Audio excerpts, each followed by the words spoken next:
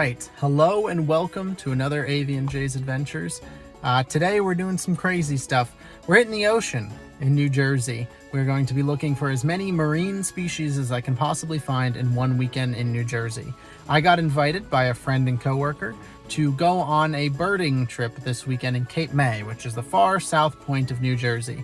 And so I figured I would make a whole weekend out of it, not just stay for one day. So I'm going to be heading down all the way across the coast of New Jersey from top to bottom, hitting as many beaches, boat basins, everything as I can.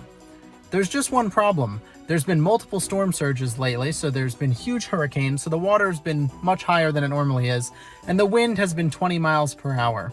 In addition to that, it's raining. And the only reason that there's any light in my car right now is because I've got my headlamp on. If I hide that, you'll notice the quality goes down significantly. And now I'm telling spooky stories. So, it's going to be quite the challenge, but I've got 4 days, and I figure I can probably come across quite a few species in 4 days, even if I am netting completely blind in the rain with high winds. So let's see what we can do. Alright, so this is the first location. It's sort of this like walk down to a beach thing. At least it's normally a beach, but as you'll see, the water's quite high. You actually can't even see any beach here. And the water's actually so high that it is almost cresting the bridge. So it's probably going to be really hard to find fish tonight with the water this high. But nonetheless, I was able to find two of the most common fish in the state just by searching around in debris under the bridge. The first one here is called a mummy chog. This is a type of killifish. It likes to live in the mud. And then we've got an Atlantic silverside.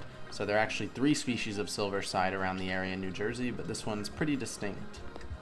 For reference, here's a big male mummy chog with a little bit of his tail missing. This is what they look like as they get bigger. They start to get that spotted pattern.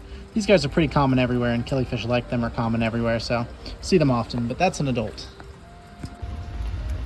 Alright, so I netted through some trash. You might wonder why you would want to purposefully net through a bunch of crap like this, but it turns out when there's not good structure in the water, you know, like docks and stuff to cling to, fish will actually just hang around floating debris.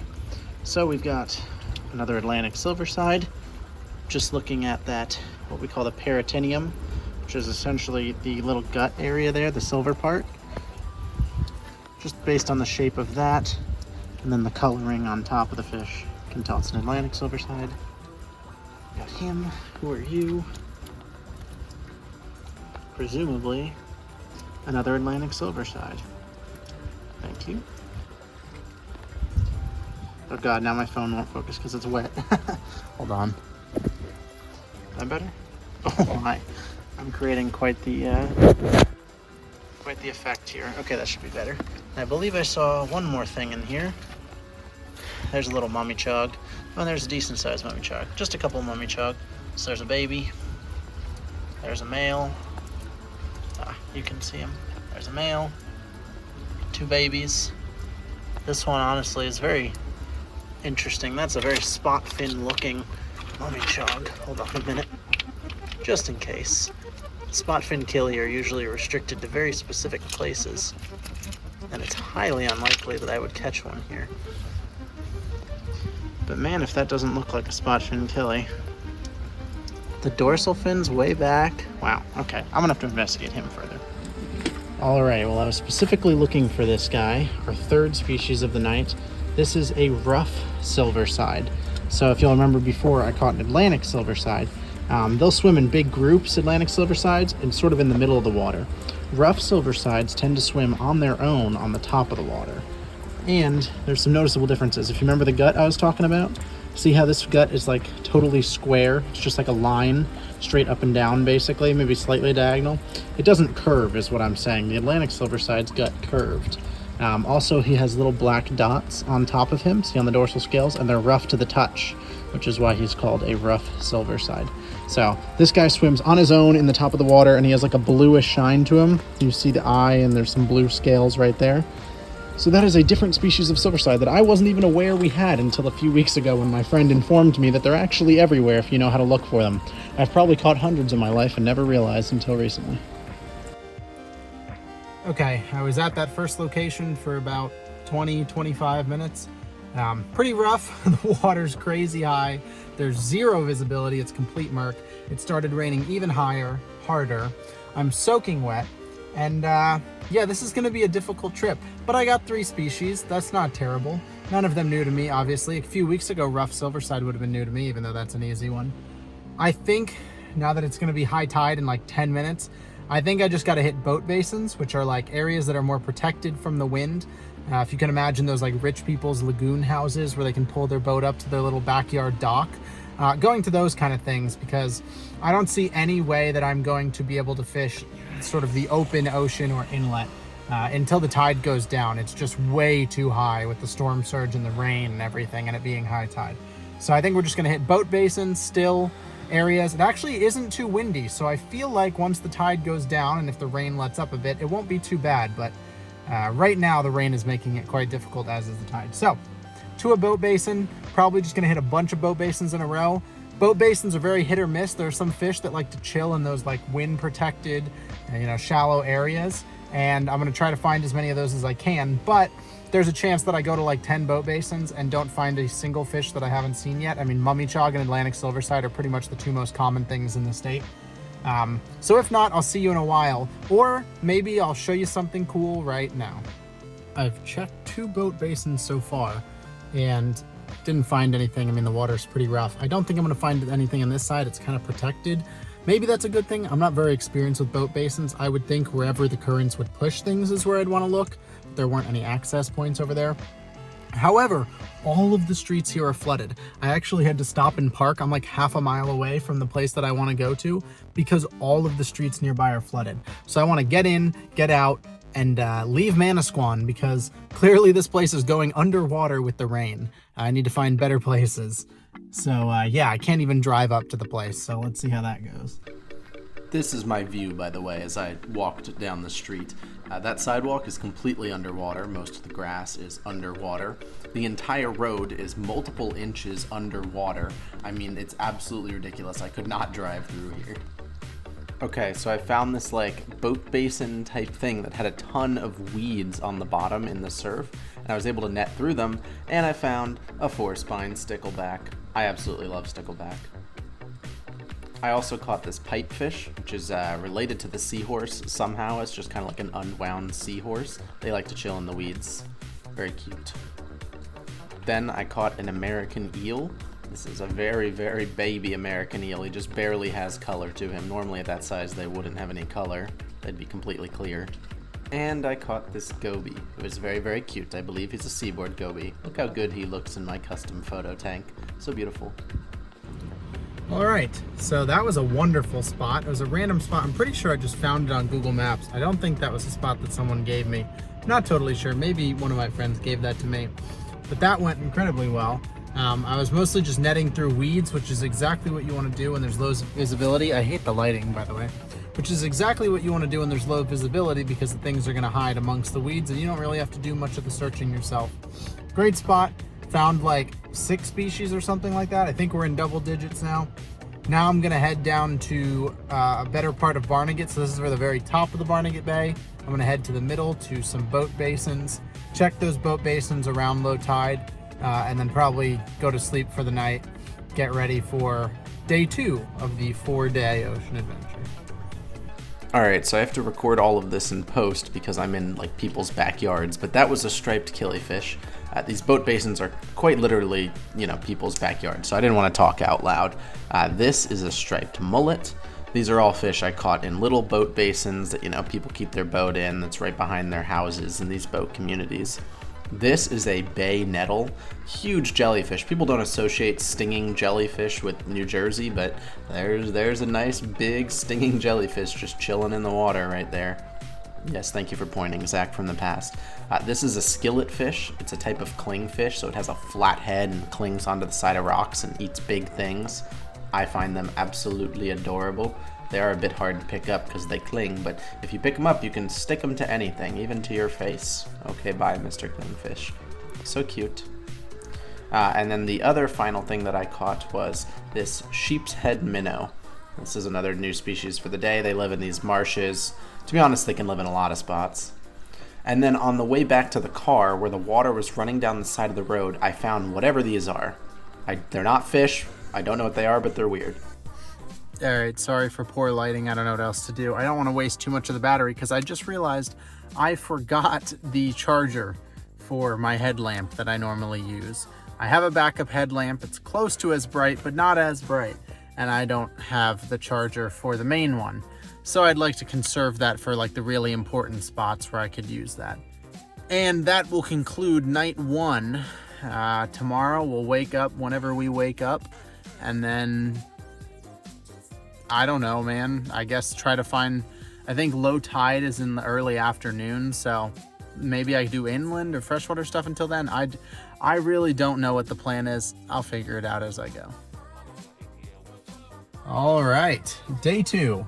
Day 1 was fairly successful considering high winds and high rain. I think I got something like 12 or 13 species. I don't know the exact count. All in all, I think that's pretty damn good. Day 2, I'm really not sure what I'm gonna do. It's high tide right now and it's daytime, so there's not exactly a ton I can do. Usually nighttime you can find stuff, and low tide you can find stuff. So I'm just gonna hang out and explore random beaches and like areas that I think might have weeds and stuff, because I think that's probably my best bet during the day, is just to net weeds blindly. Until it gets to a lower tide, and then I'm gonna hit some tide pools in this area and then continue heading south, and I will be in Cape May by the end of tonight. All right, well, I was having trouble finding any fish. This area is just extremely rocky, which makes it difficult to net, but I caught a rainwater killifish, which is a new species for this video. It's not raining right now and it's not too windy, so I think I'm gonna put him in the photo tank and focus bracket on my camera to try and get the highest quality picture I can. I mean, it's like pretty clearly rainwater killifish shape and size, but something is throwing me off about the patterning and the lack of spots on the fin. Okay, well, I had a terrible time. It's stupidly windy and wet, so I'm just gonna head down to Cape May now, where it's supposedly not raining, which would be lovely because I'm currently soaked. All right, I have arrived in Cape May to my hotel, and this is an apartment. Bro, I have a dining room table and a sofa and chairs in case I want to entertain, with a TV, trash and recycling. I have a stovetop, a kitchen. I have a bathroom. Is this a closet? What need do I have for a closet in a 2-day stay? This is giving me serious Alaska vibes, where I paid for a hotel that was reasonably cheap. Hello, random people. I paid for a hotel that was reasonably cheap, and so I expected very little and got very much. Okay, this is a little bit embarrassing. I had a friend with me who invited me to go birding in the first place, and so we went seining, and we pulled a few runs of the seine in this like little back shore area in the surf, and we caught cool tropicals. We caught Florida pompano, which are a tropical stray. Cue the PowerPoint presentation on what a tropical stray is. All right, so what is a tropical stray? Well, a tropical stray is a fish that is from the tropics, usually like the Caribbean or around Florida or somewhere around there. And they get caught in the Gulf Stream, which is this very powerful current that comes up diagonally through the Atlantic Ocean. Now, whether it be that they are eggs or they are tiny, like little larval fish that can't quite swim very strong yet, if you get caught in a big current, you get swept away. So every year in the spring, when all of these tropical fish breed, many, many babies and eggs get swept up by the Gulf Stream current and carried to the middle of the Atlantic Ocean. Now, the Gulf Stream has what's called spin-offs. They're these little vortexes of current, sort of like hurricanes, that fly off of the side of the Gulf Stream. And these tend to hit the east coast of the United States.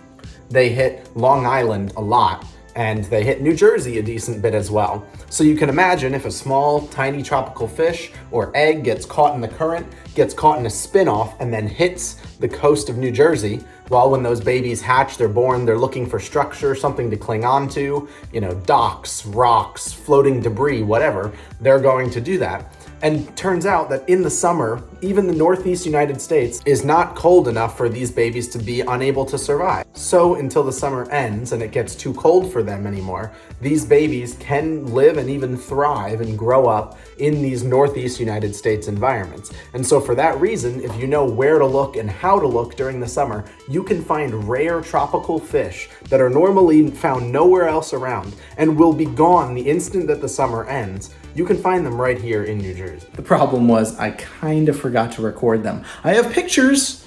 I can put pictures on the screen. I'm sorry, this is all I can offer you. I kind of forgot to record them. I don't think I'm gonna go fishing tonight. I'm just a bit tired.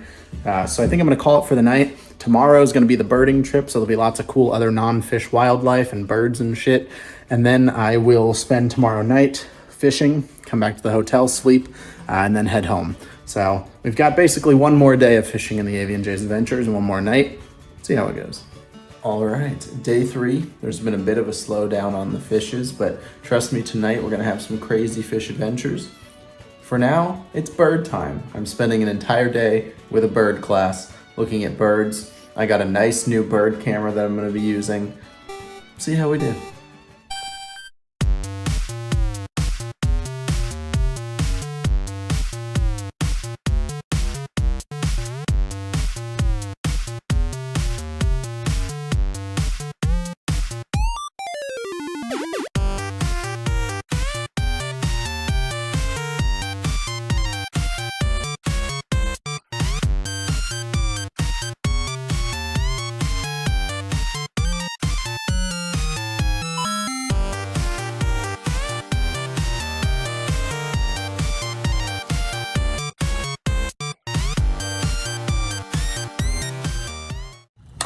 All right, let the games begin. Let me dim the light for you. We have caught just about everything that is common, so it's going to be just a rare fish night tonight. The main goal is just to find anything that isn't a super common thing, even if it's not a lifer, you know, a new species for me, just to show you guys something cool. I'm in the middle of a marsh right now as I fall in a hole, but I've got like 10 spots to hit tonight, so we should be able to find something. I'm hoping the wind is not as bad as they thought it was gonna be, so I should be able to find some good beaches, maybe some good clarity. I should be able to find something interesting. Cross my fingers. Who's that? That looks like a tropical fish. Is it a sergeant major? Kind of looks like a sergeant major. Oh, I'm so scared to try and catch this thing. Shit, don't lose it. Shit, where'd it go? Shit, shit, shit. It was swimming so slow. Oh my god, it'd be so... Oh, it's right there, it's right there. Okay. Alright, I'm just gonna grab it. Nope. Nope, nope, nope, nope, nope, nope, nope. I am not accepting that as the reality of the situation. I did not just miss the most obvious tropical stray that I have seen the entire trip. Basically, the only thing that I have seen the entire trip of any interest, and I fucking missed it. I really hope I got it somewhat on camera. It looked like a sergeant major. Oh man, that sucks. Okay, I mean, he's still around, I'm sure. He didn't seem to be swimming too amazingly, so hopefully I can find him again. All right, well, I searched for like 10 minutes. I don't want to overdo it because God forbid I push him out further. Theoretically, I mean, the tide is coming this way. He should continue to be pushed my direction. So hopefully when I come back here, I marked the location. Hopefully when I come back this direction after walking the marsh a bit, he'll have been pushed inwards again. I can get another chance at him. I can't believe how stupid I was. I mean, it was greedy to try and take a phone video of him first, then fucking go to net him. I don't know why I didn't just net him, and then I could have taken as many videos as I wanted afterwards. But honestly, that wasn't even the problem. I mean, he was still there when I went to net him. But for some reason, I tried to spear him. Like, yeah, it's open water, but the way it works is tropicals will die as it gets colder. But until then, their bodies get slower and slower. Their immune systems slow down. So this guy already, because the water's starting to get colder, I mean, it is October tonight. These guys are already slowing down quite a bit, you know? There is absolutely no need whatsoever for me to try to like outmaneuver and crazy fast, making sure that wasn't a dart or goby, crazy fast outmaneuver these guys. I mean, all I really had to do was place the net in front of him and slowly move it towards him so as not to spook him or startle him, and I would have caught him. So I don't know, that was incredibly stupid. Hopefully he's there later, and hopefully it was just a Sergeant Major, because I do have Sergeant Major already. If it was something cooler, I'll be a little bit pissed at myself. Okay, I was sad about missing the tropical and just sort of like wandering back and forth, hoping I would stumble across it. And I netted something weird. It's not a fish. I think it's either a baby squid or baby cuttlefish. Bro. Oh my god, I think it's a baby squid. It's so cute. Let me put him in the photo tank. Bro, no way. And he just squirted ink into the tank. I just watched him squirt ink. Holy crap. That is fucking awesome. What a crazy catch.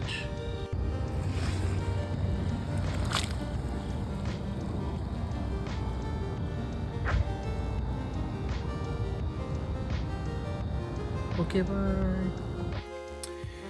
Alrighty, I decided to call it for that spot. For now, don't worry, I'm not giving up on the tropical fish. I will be back, because it's like, yeah, I have 5 other spots that I could hit, but those could all have 0 tropical fish at them. You know a spot that I know that has a tropical fish at it 100%? Right here. I looked at the footage. I was hoping the video was better than I had thought it was, and maybe I could like identify the fish from the video. No. I've seen Bigfoot sightings that are more convincing than that video was. I don't even know if you guys ever saw the fish in the video. I swear there was a cool tropical fish. I think it was a night sergeant, because it looked like Abu Def Duff. It looked like a sergeant major, but didn't have any yellow on it. It looked more just the black and white. It was very, very cool. I'm actually somewhat glad that I got greedy and took a video, because that is probably the only evidence that I have of the fish if I don't catch it. For now, I'm gonna go get a snack and coffee. It's high tide right now. There's not a ton I can do anyways. I guess I could hit boat basins, but I will be back to this location because I want to catch that fish. So I'm gonna come back and the tide's a little bit lower in like an hour or two. I'm either gonna chill till then or hit some boat basins. I don't know, we'll see. Okay, so it's not the suspected night sergeant, but I saw a tiny little thing swimming on the top of the water out there while I was coming to this little cove, which honestly might be the strategy. I've never really looked in top water. Anyways, meet my friend in the genus, what is it, Trachinotis? I think it's either a Florida pompano or a permit. The permit I caught didn't look like this. It had a much more blunt snout, but it could still be a permit. I'm not totally sure.